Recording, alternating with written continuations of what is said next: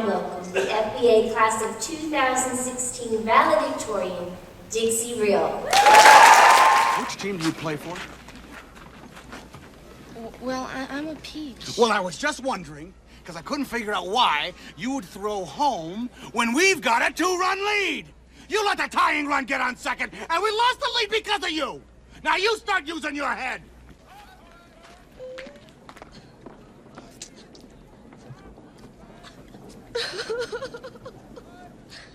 Are you crying?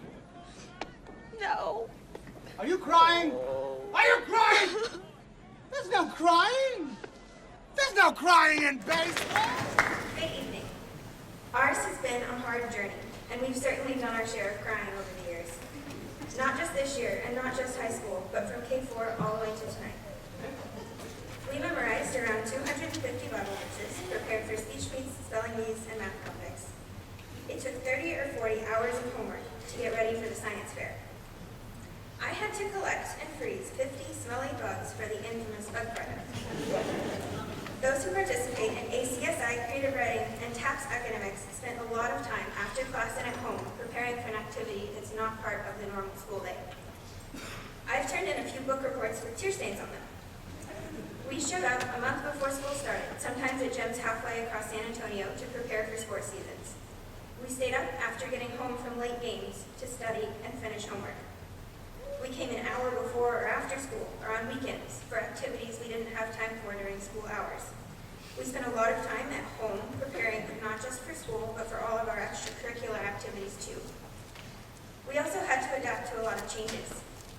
We got a new administration and moved into a new building, which, by the way, was a huge blessing. And on behalf of my class, I'd like to thank Pastor David Lindo and First Baptist Church for all their support, and especially the new facilities. Some very beloved teachers have left for other schools as well. In case no one has noticed, I'm an introvert, and I would really rather not have come to any school building. Dealing with a lot of people has always been challenging for me, and I particularly loathe group projects. And we've had to get along with some weird teachers, none of whom are in the room right now. I chose the first clip because it was a good icebreaker, but also because Tom Hanks is a wonderful actor who delivered a powerful performance in that movie. He was Jimmy Duggan, a washed-up baseball player trying to manage a team in the first women's professional baseball league during World War II. They were on the cusp of winning the championship, but they were having a hard journey too. Taking a little day trip?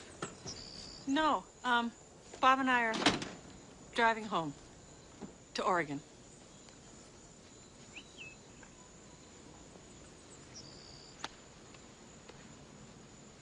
You know, I really thought you were a ball player. Well, you were wrong. Was I? Yeah. It is only a game, Jimmy. It's only a game, and I don't need this. I have Bob. I don't need this. I don't. I gave away 5 years at the end of my career to drinking. 5 years. And now there isn't anything I wouldn't give to get back any one day of it. Well, we're different.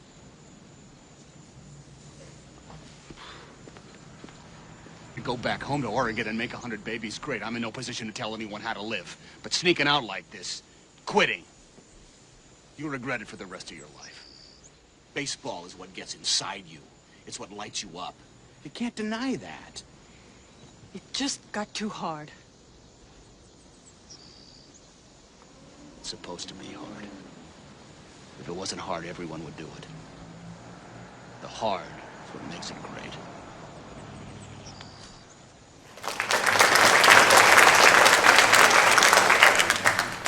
The hard is what makes it great.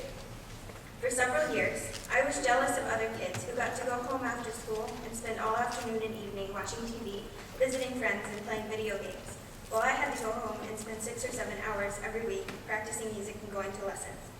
But when I was in 6th or 7th grade, I realized something. I told my mom I was glad she and my dad had made me spend time developing those talents. Now I could see that I could have a bigger impact because of these skills I developed through that hard work. My mom was so proud that many of you may have already heard this story. The discipline I learned doing that kind of work is part of what enabled me to be here tonight giving this speech. All this hard work has brought our class the achievements we are celebrating tonight. Just like Tom Hanks said in that movie, we turned the hard into many great things. Most graduation speeches would end here, standing on top of our academic and athletic achievements. Our story goes much deeper, however. More than any class I know of, at least, our class has already had a lot of really hard life stuff. Nearly a quarter of our class has joined since middle school, having to become part of this group that had grown up together. Paying for private school is a sacrifice for all of our families, and there are no guarantees that all of our classmates will have the opportunity to come back from year to year. Several kids on this stage come from homes that were fractured by divorce and other domestic challenges. A couple of students up here with me have parents who have struggled for years with serious medical challenges, like cancer and Parkinson's disease. I know from personal experience how much that can disrupt your life, and how much harder it makes it to study and perform at your best.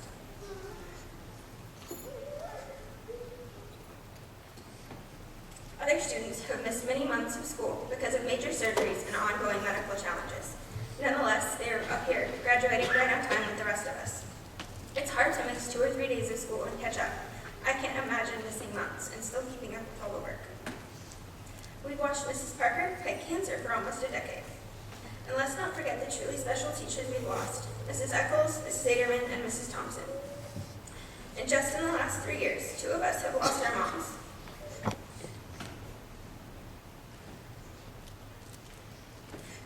That's an awful lot of pain and tragedy for 19 teenagers to absorb.